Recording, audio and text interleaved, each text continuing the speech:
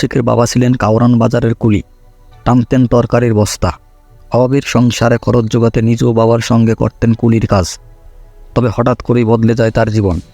কয়েক বছরের ব্যবধানে গ্রামের বাড়ি গোপালগঞ্জে গড়ে তোলেন কোটি টাকার মূল্যমানের বাড়ি। উত্তরায় কিনেছেন ১৬০০ স্কোয়ার ফিটের বিলাসবহুল ফ্ল্যাট ও রাজুকে নিয়েছেন ৬ কাঠার প্লট। শুনতেন অনেকটা আলাউদ্দিনের চেরাকের মতোই। দূতের ৩ ইচ্ছা পূরণের কাল্পনিক গল্প মনে হলেও এটিই সত্য।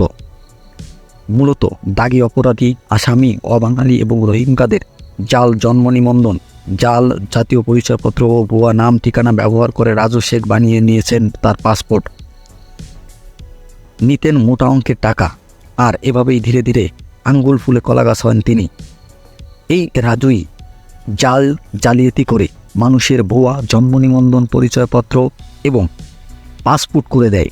এতে সে মোটা অঙ্কের টাকা নিয়ে আরও নিজের বিলাসবহুল এবং লোকের সন্ধান করে একটা টিম তৈরি করে থাকে। তবে এই কাজ রাজু শেখ একা নয়, বরং তার সঙ্গে জড়িত আছেন বিরাট এক চক্র।